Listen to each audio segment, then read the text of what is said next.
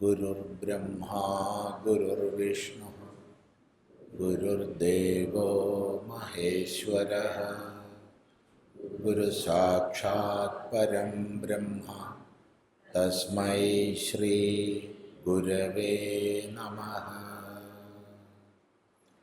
ॐ सदाशिवसमारम्भां शङ्कराचार्यमध्यमाम् अस्मदाचार्यपर्यन्तां वन्दे गुरुपरम्पराम्।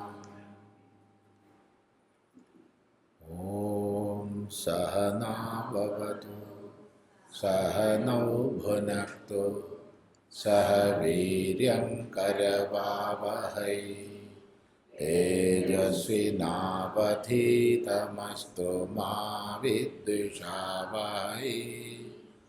ॐ शान्ति शान्ति शान्ति।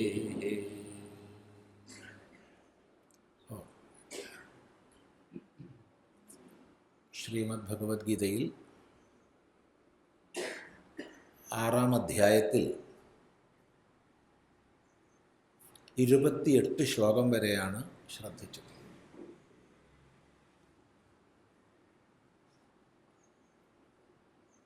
അവിടെ മനോനിയമനം എങ്ങനെ എന്നുള്ളതിനെക്കുറിച്ച് പറഞ്ഞു. ക്രമികമായ മനോനിയമനത്തിലൂടെ ആത്മസ്ഥിതനാകുന്ന യോഗി സർവരജസ്സും ശാന്തമായ ഉത്തമമായ സുഖത്തെ പ്രാപിക്കുന്നു.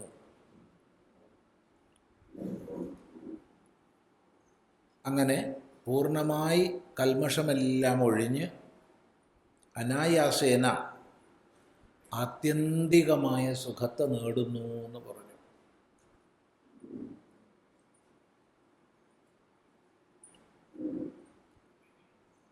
തുടർന്ന് 29-ാം ശ്ലോകം. ഇദാനീം യോഗസ്യ യദ്ഫലം ബ്രഹ്മൈകത്വദർശനം സർവസംസാരവിച്ഛേദകാരണം തത് പ്രദർശ്യതേ. ഇദാനീം യോഗസ്യ യത് ഫലം ബ്രഹ്മൈകത്വദർശനം സർവസംസാരവിച്ഛേദകാരണം തത് പ്രദർശ്യതേ. ഇദാനീം ഇപ്പോൾ.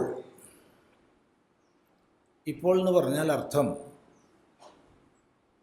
പ്രാഥമികമായിട്ടുള്ള യോഗചര്യകളെ പറഞ്ഞു. യോഗാവസ്ഥയിലേക്ക് ഉയരാൻ എങ്ങനെ സാധനാക്രമങ്ങളെ ചെയ്യണം അഥവാ ജീവിതത്തെ എങ്ങനെ ചിട്ടപ്പെടുത്തണമെന്ന് പറഞ്ഞു.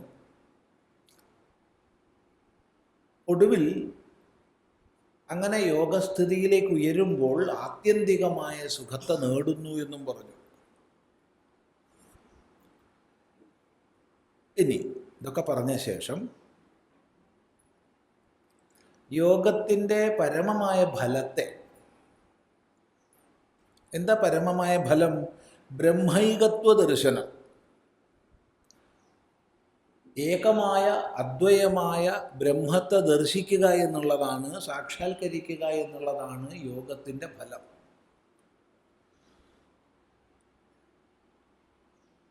പ്രാഥമിക തലത്തിൽ നമ്മുടെ വൃത്തികളെയെല്ലാം നിരോധിക്കുന്ന യോഗത്തെ പറഞ്ഞു. അങ്ങുമിങ്ങും അലയാതെ ആത്മസ്ഥിതമാകുന്ന മനസ്സിൻ്റെ അവസ്ഥയെ പറഞ്ഞു. ഇതൊക്കെ പറഞ്ഞു കഴിഞ്ഞതാണ്. അവിടെയാണ് ഭഗവാൻ ഭാഷ്യകാരൻ യോഗത്തിൻ്റെ പരമമായ ലക്ഷ്യതലത്തെ പറയുന്നത്. ബ്രഹ്മൈകത്വ ദർശനം. അപ്പോൾ കഴിഞ്ഞ ഭാഗത്ത് എന്താ പറഞ്ഞേ? മനസ്സ് സകല കൽമഷങ്ങളും ഒഴിഞ്ഞ് ആത്മസ്ഥിതമാകുന്നതിനെയാണ് പറഞ്ഞത്.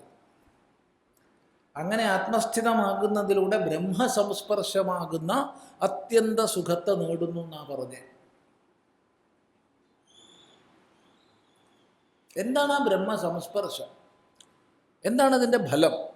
അതാണ് പറയുന്നത് ബ്രഹ്മൈകത്വ ദർശനം. ഏകമായ ബ്രഹ്മത്തെ ദർശിക്കുന്ന, അഥവാ ബ്രഹ്മൈകത്വം. അത് വല്ലാത്തൊരു പദമാണത്. ബ്രഹ്മശബ്ദം ഏകമായിട്ടാണ് ഉപയോഗിച്ചത്. ഏകമായി ഉപയോഗിച്ച ഒന്നിൻ്റെ ഏകത്വം എന്ന് പറയേണ്ട ആവശ്യമില്ല.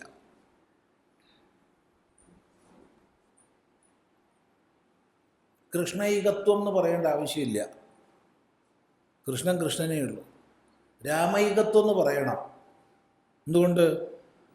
രാമൻ ബലരാമനുണ്ട്, പരശുരാമനുണ്ട്, ശ്രീരാമനുണ്ട്. കൃഷ്ണൻ ഒന്നേ ഉള്ളൂ. അവിടെ കൃഷ്ണൈകത്വം എന്ന് പറയേണ്ട ആവശ്യമില്ല. ബ്രഹ്മം ഒന്നേ ഉള്ളൂ. ഒന്നുള്ള ഒന്നിനെക്കുറിച്ച് ഏകത്വം എന്ന് പറയേണ്ട ആവശ്യമില്ല. അപ്പോൾ ബ്രഹ്മൈകത്വം എന്നുള്ള ശബ്ദത്തിന് നല്ല വിചാരം ചെയ്ത് ആത്മബ്രഹ്മൈകത്വം എന്നർത്ഥം മനസ്സിലാക്കണം. ഈ ഒരു വ്യാഖ്യാനത്തിന് എതിർപ്പ് വരാം, അന്യ അഭിപ്രായങ്ങൾ വരാം, എല്ലാം സ്വാഗതം.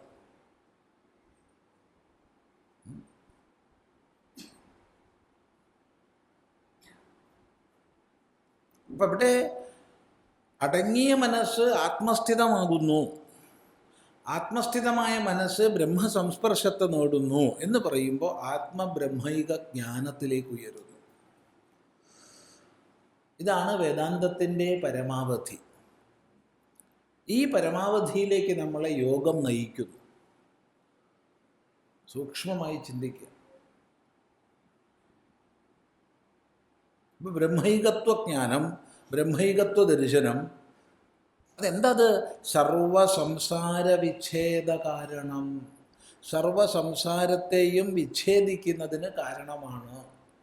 ഇപ്പോൾ സംസാരക്ലേശങ്ങളുടെ മുഴുവൻ മൂലം നമ്മൾ തേടിപ്പോയാൽ നമ്മളിലുണ്ടാവുന്ന പരിമിത ബുദ്ധിയാണെന്ന് മനസ്സിലാവും. ദേശം കൊണ്ടും കാലം കൊണ്ടും മറ്റും ഞാൻ പരിമിതനാണ്. ഈ പരിമിതത്വ ബുദ്ധിയാണ് നമ്മളിൽ പരിമിതത്വം ഉണ്ടാക്കുന്നത്. ഞാൻ പരിമിതനാണെന്ന് കൽപ്പിച്ചാൽ പരിമിതം തന്നെയാണ്. ഞാൻ അപരിമിതനാണെന്നാണ് മനസ്സിലാക്കണതെങ്കിൽ അപരിമിതനാണ്. എങ്ങനെയാണോ എന്നെ മനസ്സിലാക്കുന്നത് അതാണ് ഞാൻ.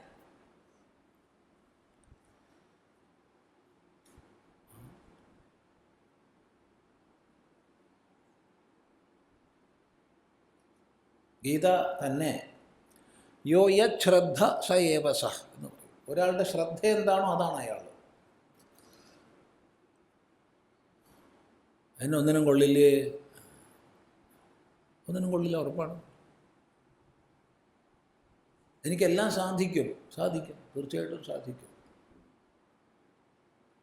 എന്താണ് നമ്മുടെ ശ്രദ്ധ? അതാണ് നമ്മൾ.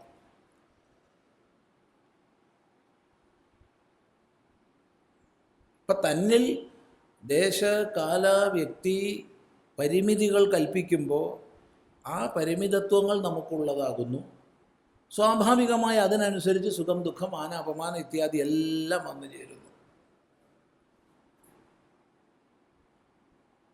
അപരിമിതമായ അനന്ത സ്വരൂപമാണ് ഞാൻ.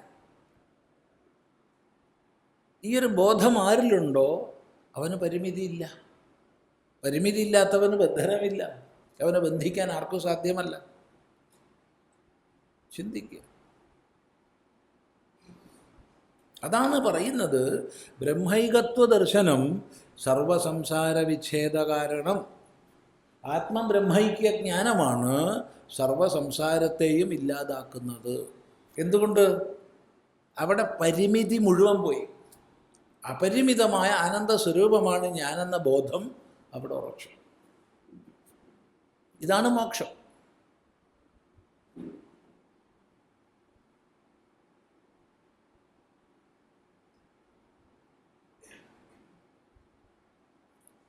പൂർണ്ണാത്മാ സമീക്ഷ്യത. പൂർണ്ണാത്മാവിനെ ദർശിച്ചാലും സുസമീക്ഷ്യത. താൻ പൂർണ്ണമാണ്, തൻ്റെ സ്വരൂപം പൂർണ്ണമാണെന്ന് ദർശിച്ചാലും അവിടെ പരിമിതികളെല്ലാം ഒഴിഞ്ഞു. ചിന്തിക്കുക. അതുകൊണ്ട് ബ്രഹ്മൈകത്വ ദർശനം സർവസംസാര വിച്ഛേദ കാരണം. ഈ വാചകം എപ്പോഴും ഓർമ്മിക്കുക. ഒരു വാചകം നമുക്കൊരു 10 കൊല്ലം ഇരുന്ന് വിചാരം ചെയ്താലും തീരില്ല. ഒറ്റ വാചകം വിചാരം ചെയ്താൽ മതി. എങ്ങനെ, എന്തെല്ലാം അതിന് തടസ്സങ്ങൾ, ആ തടസ്സങ്ങളെ എങ്ങനെ നീക്കണം, എന്താണ് ദർശന ശബ്ദത്തിനർത്ഥം, ബ്രഹ്മൈകത്വം എന്താണ്, ഈ ദിശയിൽ ചിന്തിച്ച് കൂടുതൽ ശാസ്ത്രത്തിൻ്റെ ആഴങ്ങളിലേക്ക് പോകാൻ ഒരാൾക്ക് സാധിക്കും ഈ ഒരൊറ്റ വാചകം. അതുകൊണ്ട് ഇത് എപ്പോഴും ഹൃദയത്തിൽ കുറിച്ചിടുക. ബ്രഹ്മൈകത്വ ദർശനം സർവസംസാര വിച്ഛേദ കാരണം തത് പ്രദർശ്യതേ, അതിനെ എടുത്തു കാണിക്കുന്നു. അതാണ് യോഗത്തിൻ്റെ ഫലം. എന്താണ് ഫലം നോക്കൂ. സർവഭൂതസ്ഥമാത്മാനം സർവഭൂതാനി ചാത്മനി ഈക്ഷത്തെ യോഗയുക്താത്മാ സർവത്ര സമദർശനഃ. സർവഭൂതസ്ഥമാത്മാനം സർവഭൂതാനി ചാത്മനി ഈക്ഷത്തെ യോഗയുക്താത്മാ സർവത്ര സമദർശനഃ.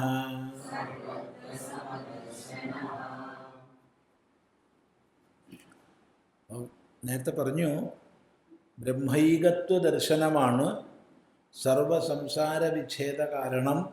അതാണ് വേദാന്തത്തിൻ്റെ പരമാവധി എന്ന് പറഞ്ഞു. അതിനപ്പുറത്തേക്ക് വേദാന്തത്തിന് പോകാൻ വയ്യ. സകല മഹാവാക്യങ്ങളുടെയും ലക്ഷ്യാർത്ഥം അതാണ്. നമ്മളിതിനു മുമ്പ് പലപ്പോഴും ചിന്തിച്ചിട്ടുണ്ട് വേദാന്തത്തിൻ്റെ പരമാവധിയായ മന്ത്രത്തെ. യസ്മിൻ സർവാണി ഭൂതാനി ആത്മൈവാഭൂത് വിജാനതഃ തത്ര കോ മോഹഃ ശോക ഏകത്വമനുപശ്യതഃ. ഈശവസ്യ ഉപനിഷത്തിൽ യാതൊരാളിൽ സർവചരാചരങ്ങളും താൻ തന്നെയായി തീർന്നിരിക്കുന്നുവോ, എങ്ങനെ? വിശേഷമായ അനുഭവജനിതമായ ജ്ഞാനത്തിലൂടെ. ആ ഏകത്വദർശിക്ക് എന്ത് ശോകം, എന്ത് മോഹം എന്നാണ് ചോദിക്കുന്നത്.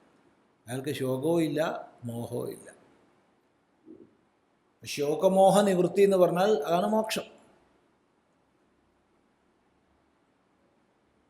സർവചരാചരങ്ങളും താൻ തന്നെ, സർവചരാചരങ്ങളും തന്നിൽ തന്നെ. അഭേദദർശിയാണ്. ആ അഭേദ ദർശനമാണ് ബ്രഹ്മൈകത്വ ദർശനം. അതാണ് പറയുന്നത് സർവഭൂതസ്ഥം ആത്മാനം സർവഭൂതാനി ച ആത്മനി ഈക്ഷത്തെ. ഈക്ഷത്തെ കാണുന്നു. ആര് കാണുന്നു? യോഗയുക്താത്മാ. യോഗത്താൽ യുക്തമായ ആത്മാവോടൊത്തവൻ. യോഗത്താൽ യുക്തമായ ചേർന്ന, യുക്തമായ ചേർന്ന, യോജിച്ച, ചേർന്ന. യോഗേന യുക്തഃ ആത്മാ യസ്യ സ യോഗയുക്താത്മാ. അഥവാ യോഗേ യുക്തഃ ആത്മാ യസ്യ സ യോഗയുക്താത്മാ. യോഗത്തിൽ യുക്തമായ ആത്മാവോടൊത്തവൻ. അവിടെ യോഗം എന്ന് പറഞ്ഞാൽ കൂടിച്ചേർച്ചയാണ്. അന്വേഷ്യവും അന്വേഷകനും ഒന്നാവുന്ന. അന്വേഷകനായ ഞാൻ ആത്മാ, അന്വേഷ്യമായ ബ്രഹ്മം പരമസത്യം ഏകമാണ്, അദ്വയമാണെന്ന ബോധം, ആ ബോധത്തിൽ പ്രതിഷ്ഠിതനായവനാണ് യോഗയുക്താത്മാ. അഥവാ യോഗേന യുക്തഃ ആത്മാ, യോഗം കൊണ്ട് യുക്തമായ പൂർണ്ണമായി ചേർന്ന ആത്മഭാവത്തോടൊത്തവൻ. പല രീതിയിൽ അർത്ഥം പറയാം.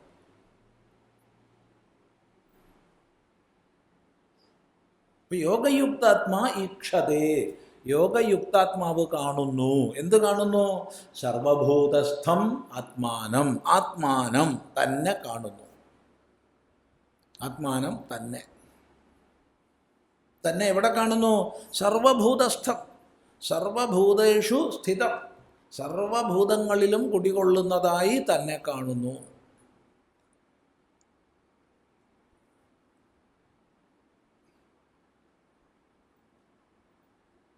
സർവഭൂതങ്ങളിൽ ബ്രഹ്മാദി പിപീലികന്ധനുഷു പ്രോതാ ജഗത് സാക്ഷിണി എന്നൊക്കെ പറയുന്നത് ഓർമ്മിക്കുക. ബ്രഹ്മാവ് മുതൽ ഉറുമ്പ് വരെ, ഉറുമ്പ് വരെയുള്ളോ? ഏകകോശ സസ്യം വരെ, അത്രയുള്ളോ? അതിന് താഴത്ത് എന്തുണ്ടോ സങ്കല്പിച്ചോളൂ. ബ്രഹ്മാവിന് മേപ്പെട്ടൊന്നും സങ്കല്പിക്കാൻ വയ്യ. ഇനി ആർക്കെങ്കിലും കഴിയിച്ചാൽ വെച്ചോളൂ, വിരോധമില്ല.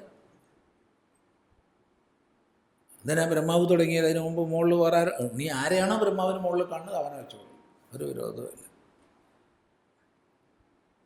സകല ചരാചരങ്ങളിലും ആത്മത്വേന കുടികൊള്ളുന്നത് ഞാനാണ്. പോരാ, ആത്മനിച്ച സർവഭൂതാനി, തന്നിൽ സർവഭൂതങ്ങളെയും കാണുന്നു.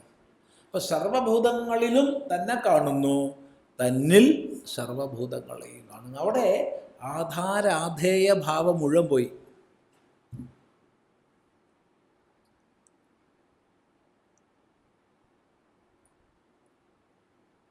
അവിടെ സർവവ്യാപി അല്പവ്യാപി തുടങ്ങിയ ഭേദങ്ങൾ പോയി.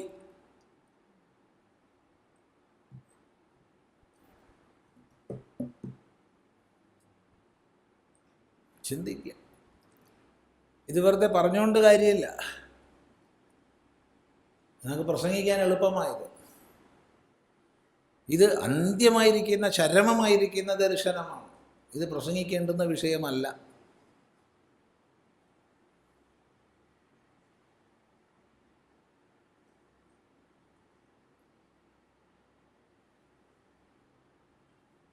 ഇപ്പം സർവഭൂതങ്ങളിലും കുടികൊള്ളുന്ന തന്നെ, തന്നിൽ സകലവും. അപ്പം അങ്ങനെ വരുമ്പോൾ ഈ സകലവും താൻ എന്നുള്ള വ്യത്യാസമേ പോയില്ലേ? എല്ലാ വ്യത്യാസവും പോയി, ഭേദങ്ങളെല്ലാം പോയി. അഭേദമായിരിക്കുന്ന സ്വരൂപം ശേഷിച്ചു.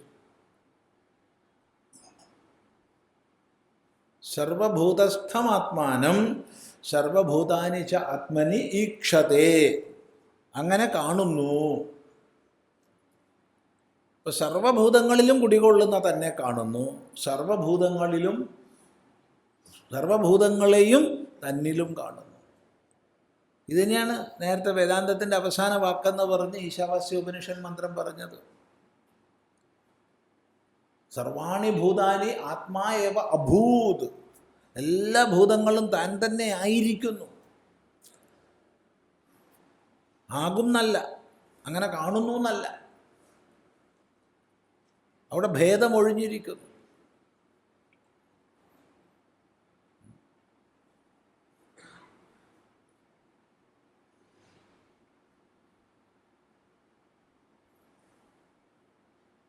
ഇതൊന്നും പുറമേ നോക്കി മനസ്സിലാക്കാവുന്നതോ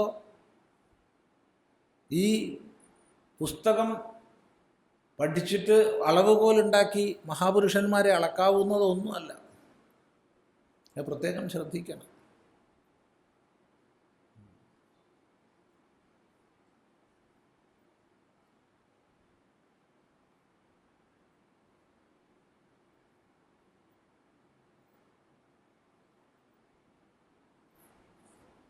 അപ്പം ആത്മഭിന്നമായിട്ടൊന്നുമില്ല.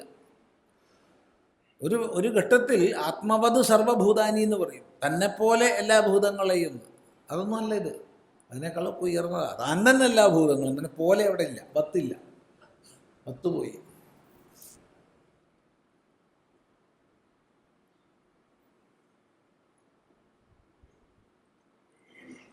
ചിന്തിക്കുക. അപ്പം തന്നെ പോലെ എല്ലാത്തിനെയും കാണുന്ന ഘട്ടം അതിനു മുമ്പുള്ളതാണ്. ഇതല്ല, ഇത് താൻ തന്നെ സകലവും താൻ തന്നെ. അവിടെ വെഷ്ടി സമഷ്ടി ഭേദങ്ങളെല്ലാം അസ്തമിച്ചു.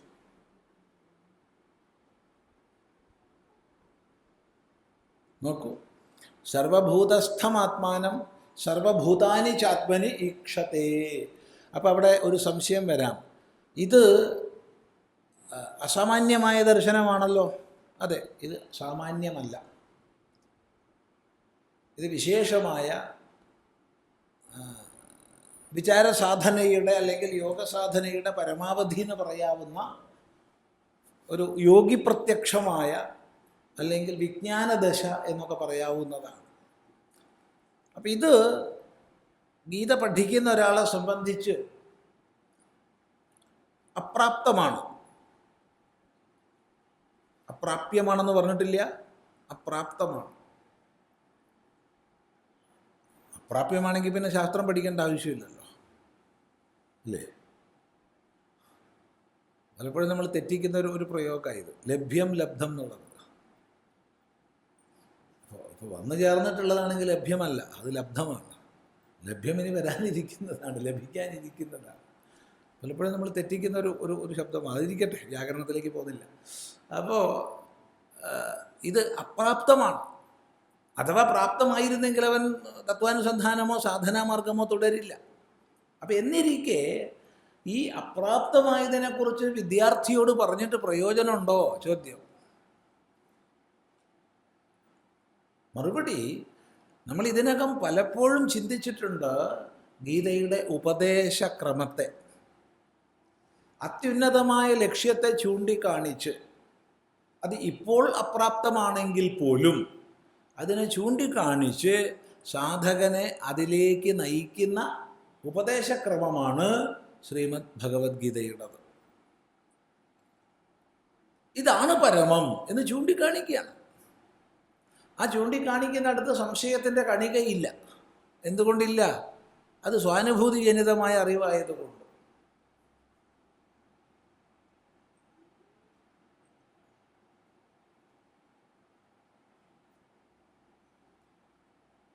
ഇതിന് മറ്റൊരു തലം കൂടിയുണ്ട്.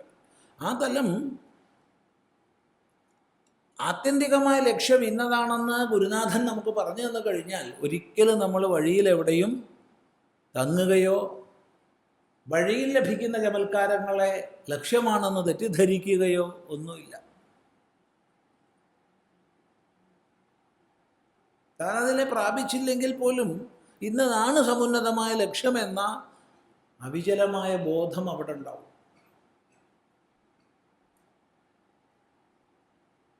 അതാണ് ഈ ഉപദേശത്തിൻ്റെ മഹിമ. വ്യക്തമാണല്ലോ. ഇപ്പം സർവഭൂതസ്ഥമാത്മാനം പശ്യതി, സർവഭൂതാനി ആത്മനി പശ്യതി. ആര്? യോഗയുക്താത്മാ. ആരാള്? സർവത്ര സമദർശന. ആ യോഗയുക്താത്മാവ് സർവത്ര സമദർശന, എല്ലാറ്റിലും സമദർശനനാണ്. എല്ലാത്തിലും സർവത്ര സമദർശന. വളരെ ശ്രദ്ധിക്കേണ്ടതാണ്. നമ്മൾ പഠിച്ചിട്ടുണ്ട് വിദ്യാവിനയ സമ്പന്നേ ബ്രാഹ്മണേ ഗവിഹസ്തിനെ ശുനിചൈവ ശ്വപാക്കേച്ച പണ്ഡിത സമദർശന എന്ന് പഠിച്ചിട്ടുണ്ട്. അവിടെ വ്യക്തമായി പറഞ്ഞിട്ടുണ്ട് എന്താണ് അവിടെ സപ്തമി വിഭക്തിയുടെ പ്രാധാന്യമെന്ന്. വിദ്യാവിനയ സമ്പന്നനായ ബ്രാഹ്മണനെയും പശുവിനെയും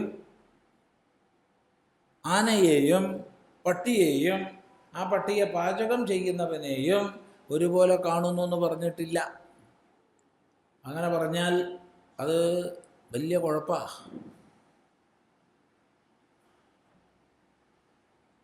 പലപ്പോഴും അങ്ങനെയൊക്കെയാണ് വ്യാഖ്യാതാക്കൾ വ്യാഖ്യാനം ചെയ്യുക.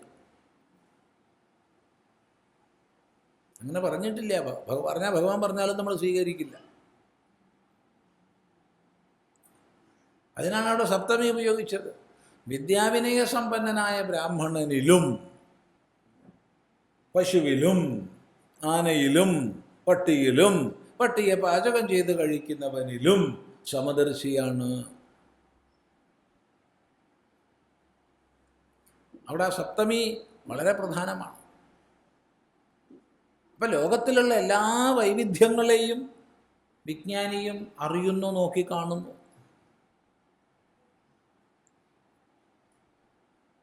വിജ്ഞാനി ദ്വൈതത്തെ കാണുന്നില്ലെന്നാരും പറഞ്ഞേക്കരുത്. അദ്വൈതി ദ്വൈതത്തെ കാണുന്നില്ല എന്ന് പറയരുത്. ഒരുപക്ഷെ മറ്റാരെക്കാളും ദ്വൈതത്തെ കാണാൻ കഴിയുക അദ്വൈതിക്കായിരിക്കും.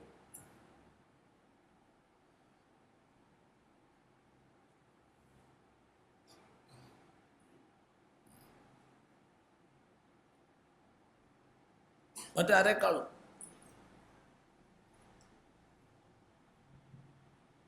നമ്മൾ തന്നെ ഇവിടെ പല പ്രാവശ്യം പറഞ്ഞിട്ടുണ്ട്. ഒരു കുട്ടി ആഭരണം വാങ്ങാൻ പോകുമ്പോൾ, മോളെ നിനക്ക് ഏറ്റവും യോജിച്ച ആഭരണം ഇതാന്ന് പറഞ്ഞു കൊടുക്കാൻ കഴിയുക ചിലപ്പോൾ ജ്വല്ലറിയുടെ ഉടമസ്ഥനായിരിക്കും. പക്ഷെ അയാൾക്ക് ആഭരണത്തിൽ ഒരു നോട്ടവും ഇല്ല. അയാളുടെ നോട്ടം മുഴുവൻ സ്വർണത്തിലാണ്. അപ്പോൾ സ്വർണമേ സത്യമുള്ളൂ, ആഭരണം സത്യമല്ല എന്നറിയുന്ന ആളാണ് ആഭരണത്തെ ശരിക്കും കാണുന്നത്. അദ്വൈതിയാണ് ദ്വൈതത്തെ ശരിക്കറിയുന്നത്. എന്നാൽ ഇതിൻ്റെ എല്ലാം അന്തഃസത്ത ഏകമാണെന്നറിയുന്നു. അതാണ് സർവത്ര സമദർശന. സർവത്ര എന്ന സപ്തമിയുടെ വിശേഷം അതാണ്. സർവത്ര, എല്ലാത്തിലും സമദർശനനാണ്. അതെ, എല്ലാത്തിനെയും സമമായി കണ്ട വലിയ കുഴപ്പമാണ്. അവിടെ വലിയ പ്രശ്നം വരും. അവിടെ പഠിപ്പിക്കാൻ പറ്റുമോ? ശിഷ്യനെയും ഗുരുവിനെയും ഒരുപോലെ കണ്ടാൽ എങ്ങനെയാണ് പഠിപ്പിക്കുക? അവിടെ രോഗിയും വൈദ്യരും ഉണ്ടാവുമോ? ഇല്ല. ഇപ്പോൾ രോഗിക്ക് മരുന്ന് കൊടുക്കേണ്ടതിന് വൈദ്യർക്ക് മരുന്ന് കൊടുക്കുക, ഒക്കെ പ്രശ്നമാണ്. ഇപ്പം ലോകം വിഷമമാണ്. ലോകം സമമല്ല. വിഷമമായ ലോകത്തിൽ സമമായതിനെ കാണുന്നു.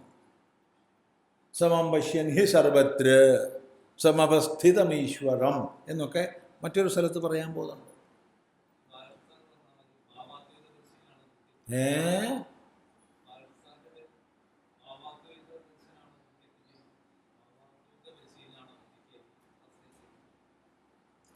ഇതിന് വലിയ ചമൽക്കാരങ്ങളൊന്നും പറയണ്ട. ഇത് തന്നെ അദ്വൈതം.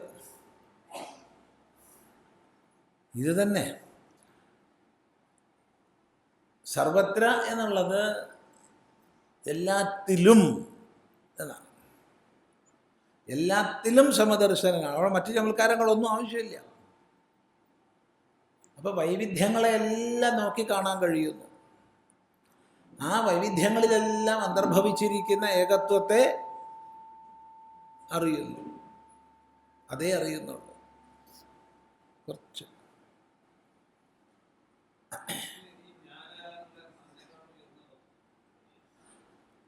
ഞാൻ ആരാണ് എന്നുള്ള അന്വേഷണം നമ്മളെ എത്തിക്കുന്നത് ഈ ബോധത്തിലേക്കാണ്. ആത്മവിചാരം എപ്പോഴാണോ പരിമിതിയെ അതിക്രമിക്കുന്നത്, അപ്പോൾ ബ്രഹ്മൈകത്വ ദർശനമായി. പരിമിതി എന്ന് പറഞ്ഞാൽ ദേശകാല വസ്തുക്കളെ കൊണ്ട് ഞാൻ പരിമിതി കൽപ്പിക്കുകയാണ്. എന്നിൽ സത്തെന്നിൽ പൂർണ്ണമല്ല, ചിത്തെന്നിൽ പൂർണ്ണമല്ല, ആനന്ദം എന്നിൽ പൂർണ്ണമല്ല. ഇത് മതി. അതിൻ്റെ വിശദീകരണം ചെയ്തു കഴിഞ്ഞാൽ എല്ലാം വരും.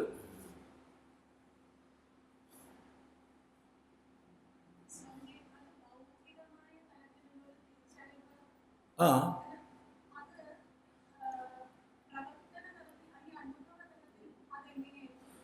ഇവിടെ ശ്രദ്ധിക്കുക, ബൗദ്ധികമായ തിരിച്ചറിവ് അനുഭവതലത്തിൽ എങ്ങനെയാണെന്ന് ചോദിച്ചാൽ, ബൗദ്ധികമായ തിരിച്ചറിവ് തന്നെയാണ് സ്വാനുഭവമായി തീരുന്നത്. നമ്മെ സംബന്ധിച്ച് ഏതൊരു വസ്തുജ്ഞാനത്തിനും വൃത്തിയാവേണ്ടത്. പദാർത്ഥങ്ങളെ കാണുന്നതിന് വൃത്തിയാണ്. എങ്കിൽ ആത്മദർശനവും വൃത്തിയെ അപേക്ഷിക്കുന്നു. അതാണ് ആത്മാകാര വൃത്തി എന്ന് പറയുന്നത്. അപ്പോൾ അതൊരു ബൗദ്ധിക തലമല്ലേ? ആണല്ലോ. ആദ്യം ബൗദ്ധികമായി അറിയുക എന്നുള്ളത് തന്നെയാണല്ലോ മനുഷ്യൻ്റെ കഴിവും മികവും, മനുഷ്യൻ്റെ മഹിമയും. ബ്രഹ്മാവലോകധിഷണ എന്ന് മനുഷ്യൻ്റെ വിശേഷ ബുദ്ധിയെ പുരാണം വിശേഷിപ്പിക്കും. അപ്പോൾ ബുദ്ധിതലത്തിലുള്ള അറിവ് തന്നെയാണ്. എന്നാൽ ആദ്യം നമ്മൾ ബുദ്ധിതലത്തിൽ അറിയുമ്പോൾ ഇത് വേദവാക്യം,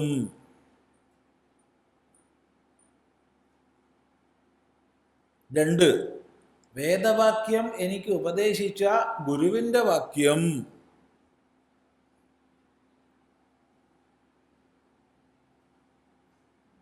ഇത് രണ്ടും ആത്മഭിന്നമായിട്ടാണ് ഇരുന്നത്. ഗുരുനാഥൻ ആഗമാർത്ഥത്തെ ഉപദേശിച്ചു.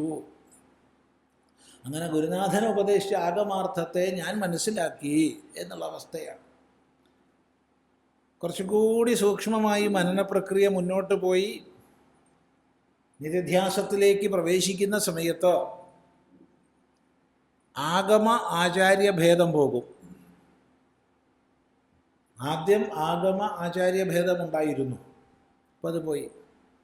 ആഗമം തന്നെയാണ് ആചാര്യൻ, ആചാര്യൻ തന്നെയാണ് ആഗമം. എന്നാൽ അവിടെ തൻ്റെ പ്രത്യയം വേറെയാണ്. ഇതിനെ അറിയുന്ന ഞാൻ അറിയുന്ന പ്രക്രിയ അത് വേറിട്ട് നിൽക്കുന്നുണ്ട്. എന്നാൽ നിധിധ്യാസത്തിലൂടെ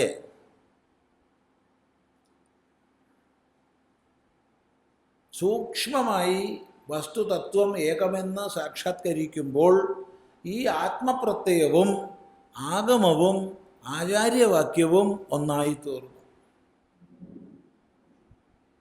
അപ്പോൾ ബുദ്ധിതലത്തിലുള്ള അറിവ് തന്നെയാണ്, അതിൽ മാറ്റം വരാനില്ല. എന്നാൽ അതിപ്പോൾ ബുദ്ധിയാൽ വിഷയീകരിക്കപ്പെട്ട ത്രിപുടിയോടൊത്ത ജ്ഞാനമാണെന്ന് പറയാൻ വയ്യ. ത്രിപുടി അവിടെ കൊഴിഞ്ഞു പോയി.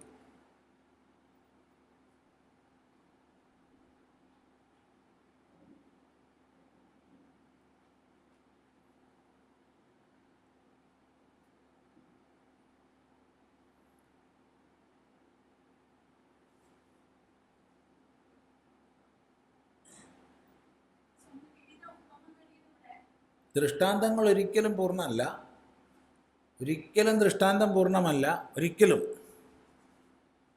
ദൃഷ്ടാന്തങ്ങളിലൊക്കെ ന്യൂനതയാണ്. എങ്കിലും ഇത് പറഞ്ഞപ്പോൾ ഒരു ദൃഷ്ടാന്തം ഓർമ്മ വരികയാണ്. വാൽമീകി മഹർഷി ലവകുശന്മാരെയും കൊണ്ടുപോയി അയോധ്യയിലേക്ക്. അയോധ്യയിൽ പോയി അവസാനം പരിചയപ്പെടുത്തി, രാമ ഇത് നിൻ്റെ മക്കളാണ്. ഇപ്പം മഹർഷി പുറത്തായി, രാമനും ലവകുശന്മാരും ഒന്നായി. ആണല്ലോ, ഇത്രയും വലിയ കേമായിട്ട് കൊണ്ടുപോയ മഹർഷി പുറത്ത്, അവരൊന്നായി. ഇതന്നെയാണ് സംഭവം. ബുദ്ധിതലത്തിൽ ആഗമാർത്ഥത്തെ ബോധിപ്പിച്ച ബുദ്ധി ഏകത്വ സാക്ഷാത്കാരത്തിൽ പിന്തിരിഞ്ഞു കഴിഞ്ഞു, അതിൻ്റെ കർത്തവ്യം കഴിഞ്ഞു. അതുകൊണ്ടാണ് വളരെ ശ്രദ്ധിക്കേണ്ടത്, ഇതരങ്ങളായ വസ്തുജ്ഞാനത്തിൽ വൃത്തിവ്യാപ്തിയും ഫലവ്യാപ്തിയും വേണം. എന്നാൽ ആത്മജ്ഞാന വിഷയത്തിൽ വൃത്തിവ്യാപ്തി മാത്രം മതി, ഫലവ്യാപ്തി വേണ്ട. കാരണം അവിടെ സ്വപ്രകാശരൂപമായ ആത്മാവ് തന്നെ എന്നുള്ള ബോധം ഉറച്ചു. അവിടെ അതിനെ പ്രകാശിപ്പിക്കുന്ന വേറൊരാളെ ഇനി ആവശ്യമില്ല. അവിടെ കൃതാർത്ഥമായി പിന്തിരിഞ്ഞു വൃത്തി. എന്ത് അത്ര മതി.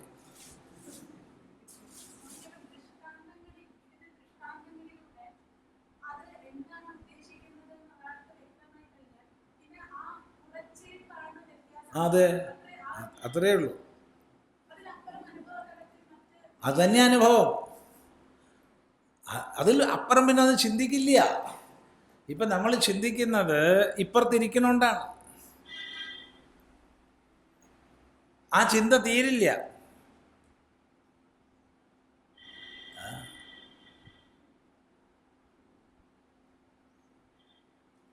അതിൽ ശ്രീരാമകൃഷ്ണദേവൻ ഒരു ദൃഷ്ടാന്തം പറയുന്നത് ഉപ്പുപാവ കടലിൽ പോയി എന്നുള്ളതാണ്. ദൃഷ്ടാന്തത്തിന് ശ്രീരാമകൃഷ്ണദേവൻ പറഞ്ഞാലും ന്യൂനതയുണ്ട്. ആ ന്യൂനത മാറ്റിയിട്ട് തത്വം നമ്മൾ മനസ്സിലാക്കണം.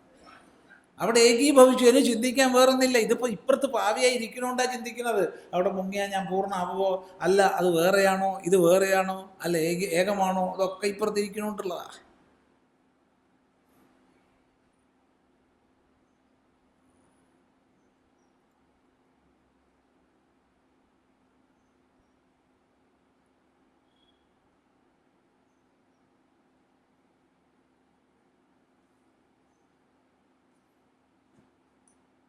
അപ്പോൾ ആദ്യം അത് ബുദ്ധിഷ്ടമായ അറിവല്ലേ? അതെ, ബുദ്ധിഷ്ടമായ അറിവാണ്.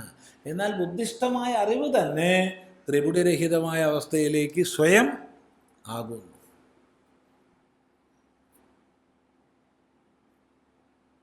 സകല ആവരണങ്ങളും നീങ്ങുമ്പോൾ സകല വിക്ഷേപങ്ങളും ആദ്യമേ നീങ്ങണം.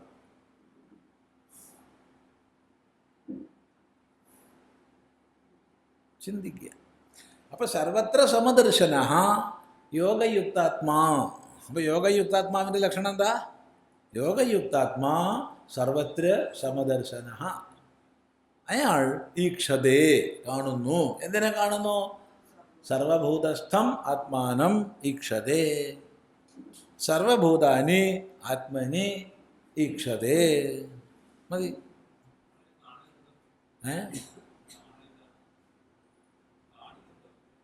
നോക്കൂ, അവിടെ കാണുന്നുണ്ടോയെന്ന് വെച്ചാൽ കാണുന്നവനും കാണപ്പെടുന്നതും കാഴ്ചയോ ഒന്ന് തന്നെയാണ്. പിന്നെ എന്തെങ്കിലും പറയണ്ടേ? എന്താ ഇപ്പോൾ ചെയ്യാം? പരമാർത്ഥം ഇത് പറയാൻ പറ്റില്ല എന്നുള്ളതാണ്. ന വിജാനീമോ യഥൈതത് അനുശിഷ്യാത്. ഇതിനെങ്ങനെയാണ് ഉപദേശിക്കേണ്ടത് എന്ന് നമുക്കറിയില്ല എന്നുള്ളതാണ് ഏറ്റവും വലിയ ഉപദേശം. പക്ഷെ അത് മനസ്സിലാക്കാൻ കഴിയുന്നവരെത്ര? നമ്മുടെ ഗുരുപരമ്പര വന്ദനം ചെയ്യുമ്പോൾ നമ്മൾ ആദ്യം നമസ്കരിക്കുന്നത് ദക്ഷിണാമൂർത്തിയാണെന്ന് വിചാരിച്ചോളൂ. സദാശിവസമാരംഭം എന്ന്. ദക്ഷിണാമൂർത്തി എത്ര മണിക്കൂറാണ് പ്രസംഗിച്ചേ? മൗനവ്യാഖ്യ പ്രകടിത പരബ്രഹ്മതത്വം യുവാനം, അല്ലേ? ഇത്രയേ ഉള്ളൂ. ഞാൻ പറയുകയാണ്, ഞാൻ ഇന്നലെ 7 മണിക്കൂറാണ് പ്രസംഗിച്ചത്. ഒരു 3.5 മണിക്കൂറും പോരെ? പിന്നെ ഒന്ന് സംസാരിക്കണത് തന്നെ അത്ഭുത. അവിടെ കിടക്കേണ്ടതായിരുന്നു. അപ്പം 7 മണിക്കൂർ പ്രസംഗം ഞാൻ കൃത. പിന്നെ വേദാന്തമൊക്കെ ജനങ്ങളെ പറഞ്ഞ് മനസ്സിലാക്കിയില്ലേ എന്നാണ് ഞാൻ അഭിമാനിക്കുന്നത്. എവിടെ മനസ്സിലാക്കിക്കാൻ? വാക്കുകൊണ്ട് പറയാൻ പറ്റുന്നതാണോ സത്യം? എന്ത് പൊട്ടത്തരാണത്. പിന്നെ പൊട്ടയായ ലോകത്തിൽ പൊട്ട വ്യവഹാരം. എന്നാൽ ആൾക്കാർ ദക്ഷിണയൊക്കെ തരും. അല്ലാണ്ടെന്ത്? പിന്നെ സ്വാമിയോ, എന്തൊരു കഷ്ടം. ഏതെളുപ്പം? എന്തിനെളുപ്പം? എന്തിനെളുപ്പം? ഈ അവസ്ഥയിൽ എത്തിയ ആൾക്ക് അതല്ലേ ഏറ്റവും എളുപ്പം എന്നാ ചോദ്യം. എന്തിനെളുപ്പം? ഏതവസ്ഥയിൽ നിൽക്കാൻ? അയാൾ അത് തന്നെയാണല്ലോ. പിന്നെ അയാൾക്ക് അവിടെ നിൽക്കണോ? ഇതൊക്കെ ഇപ്പുറത്ത് നോക്കുമ്പോഴുള്ള പ്രശ്നങ്ങളാണെന്നേ.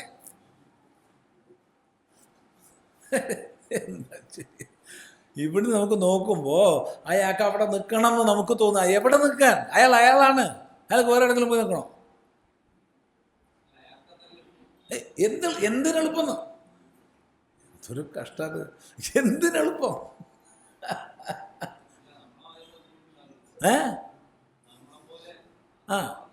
അപ്പം അയാൾക്കറിയാലോ അയാൾക്ക് ഏതാ നിൽക്കേണ്ടത്.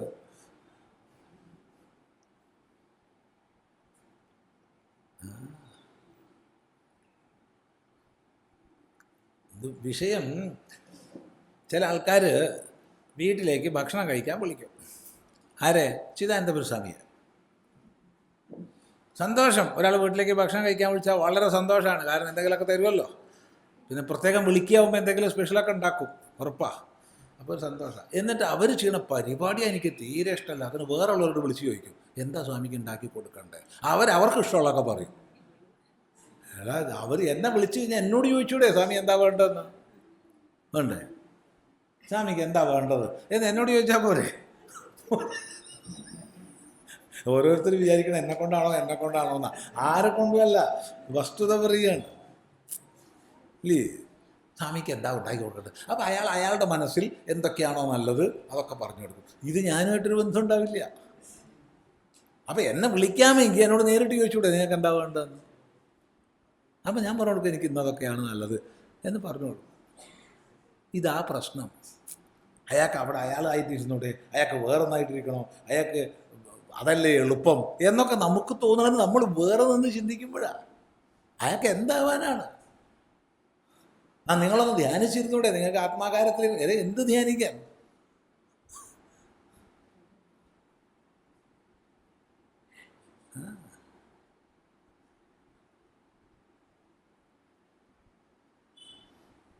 അപ്പം ഇത് ഈ ഒരു ഒരു ഒരു തർക്കവിതർക്കത്തിൽ കൊണ്ടുപോകേണ്ടുന്ന തലമല്ലിതെന്ന് മനസ്സിലാക്കുക.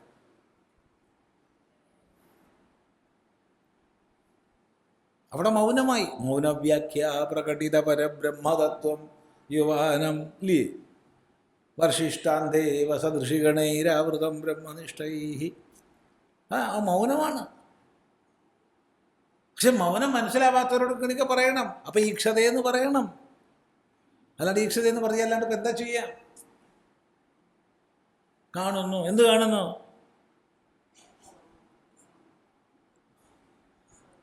സർവഭൂതസ്ഥമാത്മാനം ആത്മാനം ഈക്ഷതേ. പ്രയോഗം തന്നെ തെറ്റാ. കാരണം ഈക്ഷത എന്ന് പറയുമ്പോൾ കാണുന്നു. കാണണമെങ്കിൽ ഒരു കർത്താവ് വേണം. ആത്മാനം എന്ന് പറയുന്നത് കർമ്മമാണ്. കർമ്മം കർത്താവ് ഒന്നാവുമോ? ഇപ്പോൾ വ്യാകരണപരമായി ഭഗവാൻ പറഞ്ഞ തെറ്റാന്ന് നമ്മൾ പറയാൻ പാടുണ്ടോ? അപ്പോൾ വ്യാകരണ പരിശോധന ചെയ്താൽ ഈ ശ്ലോകം തെറ്റാണ് എന്ന് പറയാൻ പറ്റുമോ? പറ്റില്ല. എന്തുകൊണ്ട്? വാക്കിനുപരിയുള്ള അനുഭൂതി തലത്തെ പ്രഖ്യാപിക്കുമ്പോഴുള്ള വാക്കിൻ്റെ പരിമിതിയാണത്. ഇപ്പം ഈക്ഷത എന്നുള്ള ക്രിയാപദത്തിന് ഒരു കർത്താവ് വേണം, വേണ്ടേ? അപ്പം ആരാത്? ഈക്ഷൻ ഈക്ഷതേ. അതെ, കാണുന്നവൻ കാണുന്നു. ശരി, സന്തോഷം. അപ്പോഴാണ് കർമ്മം എന്താണെന്ന് ചോദിക്കണത്. ആത്മാനം, തന്നെ. അപ്പം തന്നെ താൻ കാണുന്നു എന്ന് പറയാൻ പറ്റുമോ?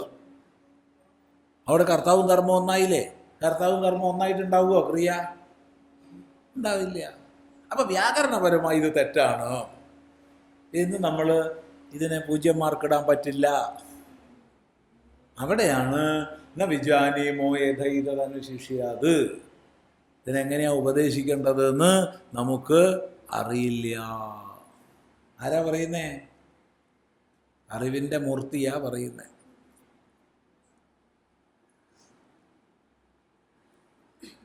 അതുകൊണ്ട് മൗനായിരുന്നു.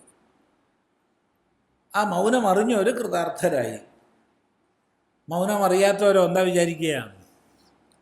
ഞങ്ങൾ ഇത്രക്കൊക്കെ ദൂരം വന്നിട്ട്, കാരണം ശിവൻ ശാന്തനായിട്ട് ഇരിക്കുകയാണ്, തെക്കോട്ട് നോക്കിയിട്ടൊന്ന് വിവരം കിട്ടി. പല നാട്ടിൽ നിന്ന് വന്നവരാ. ദക്ഷിണത്തു നിന്ന് പോയവരുണ്ടാവും, പശ്ചിമത്തു നിന്ന് പോയവരുണ്ടാവും, പൂർവ്വത്തു നിന്ന് പോയവരുണ്ടാവും, ഇല്ലേ? എല്ലാ നാട്ടിൽ നിന്നുള്ളവരുണ്ടാവും. അവരൊക്കെ കഷ്ടപ്പെട്ട് യാത്ര ചെയ്തതാ. അപ്പോൾ ഉപദേശം പ്രതീക്ഷിച്ച് വന്നവരുടെ മുമ്പിൽ മൗനമായിട്ടാണ് ഇരിക്കണത്.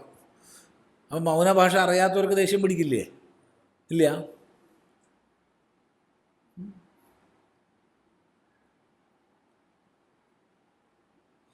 കാഞ്ചീപുരം മഠത്തുനിന്ന് ചില യാത്രയൊക്കെ ചെയ്തപ്പോൾ ആ ഭാഗത്തുനിന്ന് പിന്നെ തിരുവണ്ണാമല രമണ മഹർഷിയെ കാണാൻ വേണ്ടിയിട്ടാണ് ശ്രീനാരായണ ഗുരുദേവനും ശിഷ്യന്മാരും കൂടി പോകുന്നത്. അപ്പോൾ ശിഷ്യന്മാർ വലിയൊരു സത്സംഗം പ്രതീക്ഷിച്ചിട്ടുണ്ട്. അതുകൊണ്ട് വലിയ 2 മഹാത്മാക്കൾ ഒത്തുകൂടല്ലേ, വലിയ നല്ല സത്സംഗം ഉണ്ടാവുമെന്ന് പ്രതീക്ഷിച്ചിട്ടുണ്ട്. 24 മിനിറ്റോ 27 മിനിറ്റോ ആണ് ഇരുന്നത്. 24 തോന്നുന്നു.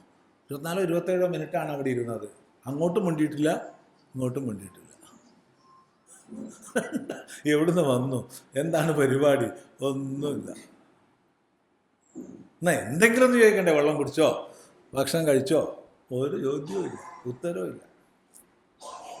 ഇന്നാണെങ്കിൽ പത്രക്കാർ മാധ്യമങ്ങളിൽ എഴുതുമായിരുന്നു, കണ്ടിട്ട് മിണ്ടിയില്ല, അയാൾ ബ്രാഹ്മണ ജാതിയിൽ നിന്ന് വന്ന ആളാണ്. ആര്? രമണ മഹർഷി. ഇയാൾ ഈഴവ ജാതിയിൽ നിന്ന് വന്ന ആളാണ്. അപ്പോൾ ജാതിയിൽ താണ ആളായതുകൊണ്ടാണ് മിണ്ടാഞ്ഞെന്നൊക്കെ ഇന്നത്തെ പത്രക്കാർ എഴുതും.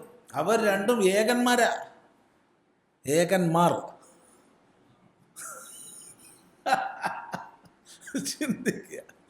ഇന്നത്തെ മാധ്യമങ്ങൾ അതൊക്കെയാണ് നോക്കുക.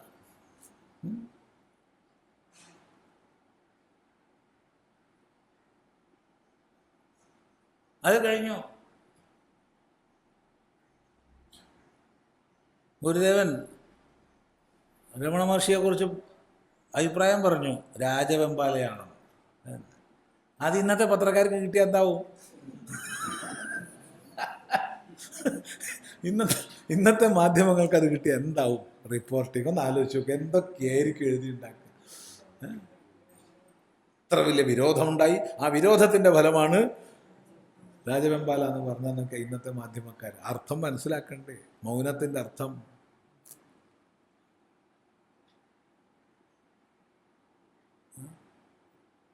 അപ്പൊ സനകാദി മഹർഷിമാരാവട്ടെ, സകല ദേവന്മാരാകട്ടെ, അവർ മൗനത്തിൻ്റെ ഭാഷ മനസ്സിലാക്കി. ഇവിടെ അർജുനന് മൗനത്തിൻ്റെ ഭാഷ മനസ്സിലാവുമോ? ഇല്ല. അതുകൊണ്ട് ഭഗവാൻ ഒക്കെ നോക്കിയിട്ടുണ്ട്, മൗനാദ്യം നോക്കിയിട്ടുണ്ട് ഇല്ലേ? ഭഗവാൻ ഗീത ഉപദേശിക്കുന്ന സമയത്ത് ജ്ഞാനമുദ്രയല്ലേ പിടിച്ചത്. ആ ജ്ഞാനമുദ്രയുടെ അർത്ഥം മനസ്സിലാക്കിയിട്ടുണ്ടെങ്കിൽ ബാക്കി കേൾക്കാൻ നിൽക്കുമോ അർജുനൻ? ഇല്ലല്ലോ. അപ്പം അത് മനസ്സിലാവാത്തോണ്ടല്ലേ ഇതൊക്കെ ഉപദേശിക്കേണ്ടി വന്നേ. അതുകൊണ്ട് ഉപദേശിക്കുന്നു. അതുകൊണ്ടാണ് ഈക്ഷത എന്ന് പറഞ്ഞത്. അപ്പോഴവിടെ ഒരാൾ ഇരുന്ന് ചോദിക്കണത്, കാണുമോ? കാണാനാര്? കാണുന്നില്ലേ? എന്ത് കാണാൻ? ഇതല്ലാണ്ട് ഇവൻ എങ്ങനെയാണ് പ്രയോഗിക്കുക? ന വിജാനീമോ ഏതൈത അനുശിഷ്യാത്. ഇതെങ്ങനെയാണ് ഉപദേശിക്കേണ്ടതെന്ന് അറിയില്ല. അതാണ് സത്യം. എന്തൊരു സുന്ദരമായ ശ്ലോകം നോക്കൂ ഇല്ലേ? നോക്കൂ. സർവഭൂതസ്ഥം സർവേഷു ഭൂതേഷു സ്ഥിതം സ്വം ആത്മാനം സർവഭൂതാനി ച ആത്മനി ബ്രഹ്മാദീനി സ്തംഭപര്യന്താനി ച സർവഭൂതാനി ആത്മനി ഏകതാം ഗതാനി ഈക്ഷത്തെ പശ്യതി യോഗയുക്താത്മാ സമാഹിത അന്തഃകരണഃ സർവത്ര സമദർശനഃ സർവേഷു ബ്രഹ്മാദിസ്ഥാവരാന്തേഷു വിഷമേഷു സർവഭൂതേഷു സമം നിർവിശേഷം ബ്രഹ്മാത്മൈകത്വവിഷയം ദർശനം ജ്ഞാനം യസ്യ സ സർവത്ര സമദർശനഃ. സർവഭൂതസ്ഥം സർവേഷു ഭൂതേഷു സ്ഥിതം സ്വം ആത്മാനം സർവഭൂതാനി ച ആത്മനി ബ്രഹ്മാദീനി സ്തംഭപര്യന്താനി ച സർവഭൂതാനി ആത്മനി ഏകതാം ഗതാനി ഈക്ഷത്തെ പശ്യതി യോഗയുക്താത്മാ സമാഹിത അന്തഃകരണഃ സർവത്ര സമദർശനഃ സർവേഷു ബ്രഹ്മാദിസ്ഥാവരാന്തേഷു വിഷമേഷു സർവഭൂതേഷു സമം നിർവിശേഷം ബ്രഹ്മാത്മൈകത്വവിഷയം ദർശനം ജ്ഞാനം യസ്യ സഹ സർവത്ര സമദർശനഃ. അപ്പോൾ സർവഭൂതസ്ഥം സർവേഷു ഭൂതേഷു സ്ഥിതം, സർവഭൂതങ്ങളിലും നിലകൊള്ളുന്ന. അപ്പോൾ ഭൂതങ്ങൾ എന്നുള്ളതിന് ബഹുവചനമാണ്, സ്ഥിതം എന്നുള്ളത് ഏകവചനമാണ്. പ്രത്യേകം ശ്രദ്ധിക്കണം. സർവഭൂതങ്ങളിലും സ്ഥിതി ചെയ്യുന്നവയെ എന്നല്ല, സർവഭൂതങ്ങളിലും സ്ഥിതി ചെയ്യുന്നതിനെ എന്നാണ്. വ്യത്യാസം ശരിക്കും ശ്രദ്ധിച്ച് മനസ്സിലാക്കുക. അപ്പോൾ ഉപാധിഭേദങ്ങളെ അംഗീകരിക്കുന്നു. ഉപാധിഭേദങ്ങളെയും ദ്വൈതത്തെയും അംഗീകരിക്കുന്നത് കൊണ്ടാണ് ഈ ദർശനത്തിന് അദ്വൈത ദർശനം എന്ന് പേര്. അല്ലെങ്കിൽ വേറെ എന്തെങ്കിലും പേര് കൊടുക്കാമായിരുന്നു, ഏകത്വ ദർശനമെന്നോ മറ്റോ കൊടുക്കാമായിരുന്നു. അദ്വൈതം എന്ന് പറയണത് ദ്വൈതത്തെ നിഷേധിക്കുന്നത് കൊണ്ടാണ്. നിഷേധിക്കണമെങ്കിൽ വ്യാവഹാരികമായി ആദ്യം സ്വീകരിക്കണം, സ്വീകരിച്ചിട്ടാണ് നിഷേധിക്കുന്നത്. അപ്പോൾ ലോകത്തിലുള്ള എല്ലാ വൈവിധ്യങ്ങളെയും കണ്ടറിയുന്നു, സകല വിഷമങ്ങളെയും കണ്ടറിയുന്നു, വിഷമങ്ങളിൽ സമത്തെ കാണുന്നു. സമമല്ലാത്ത എല്ലാത്തിനെയും കാണുകയും അതിലെല്ലാം ആത്മഭാവത്തിലുള്ള ഏകത്വത്തെ ദർശിക്കുകയും ചെയ്യുന്നു. ഇതാണ് സർവഭൂതേഷു സ്ഥിതം സ്വം ആത്മാനം തന്നെ. ആത്മാനം തന്നെ. പിന്നെയോ സർവഭൂതാനി ചാത്മനി ബ്രഹ്മാദീനി സ്തംഭപര്യന്താനി സർവഭൂതാനി, ബ്രഹ്മാവ് മുതൽ പുൽക്കൊടി വരെയുള്ള സകലത്തെയും അപ്പോൾ ഇത്ര ഭഗവാൻ ഭാഷ്യകാരൻ്റെ ഒരു ശൈലിയാണ് അത്. ബ്രഹ്മാദി സ്തംഭപര്യന്താനി എന്നുള്ളത്. ബ്രഹ്മാവ് മുതൽ പുൽക്കൊടി വരെയുള്ള ആർക്കെങ്കിലും ബ്രഹ്മാവിന് മേപ്പെട്ടറിയാമോ അവിടെ തുടങ്ങിക്കോളൂ. പുൽക്കൊടിക്ക് താഴേക്ക് നമുക്ക് പലതും അറിയാം, അതിനെയൊക്കെ ചേർത്തോളൂ. ഇത്രയേ ഉദ്ദേശിക്കണുള്ളൂ സകലവും. ഇപ്പം സകലഭൂതങ്ങളെയും ആത്മനി ഏകതാം ഗതാനി, തന്നിൽ ഏകതയെ പ്രാപിച്ചവയായി അറിയുന്നു, താൻ തന്നെയാണെന്നറിയുന്നു.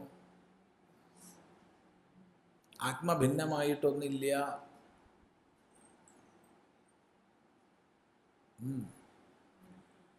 യോഗയുക്താത്മാ പശ്യതി, ഇങ്ങനെ കാണുന്നു യോഗയുക്താത്മാവ്.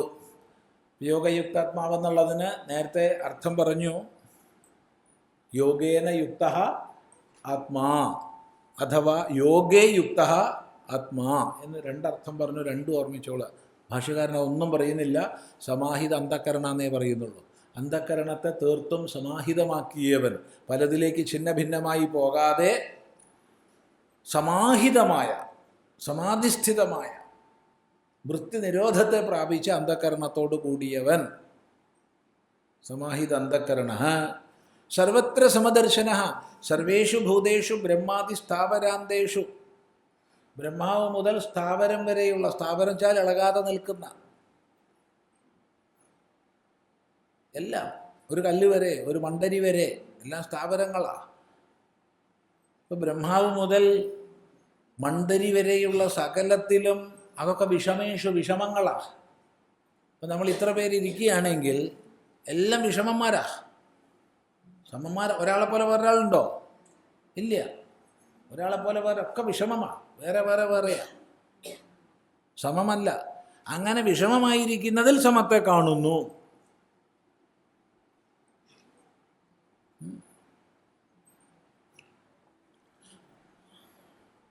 സർവഭൂതേഷു സമം നിർവിശേഷം, നിർവിശേഷമായ സമമായ ഏകമായ വിഷയം ദർശനം.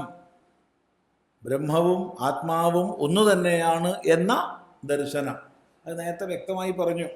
ബ്രഹ്മൈകത്വ ദർശനം എന്ന് പറഞ്ഞാൽ ആത്മബ്രഹ്മൈക്യമാണ്. ബ്രഹ്മാത്മൈകത്വ ദർശനം, അല്ലാതെ ഏകത്വ ശബ്ദം അവിടെ യോജിക്കില്ല എന്ന് നേരത്തെ പറഞ്ഞു. ശ്രദ്ധിക്കുക. അപ്പം ഈ ഒരു ജ്ഞാനം യസ്യ സർവത്ര സമദർശന, അയാൾ സർവത്ര സമദർശനനാണ്. അങ്ങനെ സമദർശനനായ യോഗി ഈ ഏകത്തെ ദർശിക്കുന്നു. അവിടെ ദർശിക്കുന്നു എന്നുള്ളത് ഉപചാരപൂർവം പറഞ്ഞതാ. അവിടെ ദർശിക്കുന്നവനും ദർശിക്കപ്പെടുന്നതും ദർശനവും ഒന്നുമില്ല. അപ്പോൾ വാസ്തവത്തിൽ അദർശനമാ ദർശനം, ഇല്ലേ? വാസ്തവത്തിൽ ദർശനം അദർശനമാണ്. എന്താ അഭിപ്രായം? അതെ. കാരണം കാണുന്നവൻ കാണപ്പെടുന്നതിനെ കാണുന്നു എങ്കിൽ അവിടെ ത്രിപുടിയോടൊത്തതാണ്.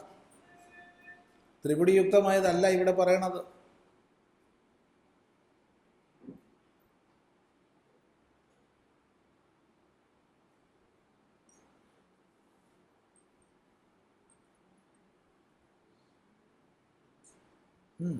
നോക്കൂ, ഏതസ്യ ആത്മൈകത്വദർശനസ്യ ഫലമുച്യതേ. ഏതസ്യ ആത്മൈകത്വദർശനസ്യ ഫലമുച്യതേ. ഈ ആത്മൈകത്വ ദർശനത്തിൻ്റെ ഫലം പറയുന്നു. ഫലം പറഞ്ഞു കഴിഞ്ഞിട്ടുണ്ട് വാസ്തവത്തിൽ. എവിടെയാ ഫലം പറഞ്ഞത്? സുഖമക്ഷയമശ്നുതേ, അത്യന്തം സുഖമശ്നുതേ, അത്യന്തം സുഖമശ്നുതേ എന്ന് ഫലം പറഞ്ഞിട്ടുണ്ട്. പക്ഷേ ഇത് പറഞ്ഞപ്പോൾ വീണ്ടും ഈ ആത്മൈകത്വ ദർശനത്തിൻ്റെ ഫലം എന്താണെന്ന് ഒന്നും കൂടി സംശയം വരികയാണ്, ഒന്നും കൂടി വ്യക്തമാക്കാൻ വേണ്ടിയിട്ട്. അപ്പോൾ ആത്മൈകത്വ ദർശനസ്യ ഫലം ഉച്യതേ, ആത്മൈകത്വ ദർശനത്തിൻ്റെ ഫലം പറയുന്നു. എന്താ ഫലം? വാസ്തവത്തിൽ അവിടെ ഫലചിന്തയൊക്കെ അപ്രസക്തമാണ്. പിന്നെ ഈ ഫലചിന്തയൊക്കെ വരുന്നത് നേരത്തെ പറഞ്ഞതുപോലെ ഇപ്പുറത്തുനിന്ന് നോക്കുന്നുണ്ടാ, അല്ലേ? ഈ ഫലചിന്ത വരുന്നത് ഇപ്പുറത്തുനിന്ന് നോക്കുന്നുണ്ടാ. എന്താണ് അതിൻ്റെ ഫലം, എന്താ കിട്ടുക എന്നൊക്കെ ചോദിക്കണത് ഇവിടെ നിൽക്കുമ്പോഴാണ്. അപ്പം എന്താ കിട്ടുക എന്ന് ചോദിച്ചാൽ അവിടെ എന്താ കിട്ടുക എന്ന് പറഞ്ഞു കൊടുക്കണ്ടേ? വേണം. അല്ലെങ്കിൽ പ്രയോജനമില്ല എന്ന് അയാൾ തെറ്റിദ്ധരിക്കും. വാസ്തവത്തിലൊന്നും കിട്ടാനില്ല എന്നുള്ളത് ശരിയാണ്.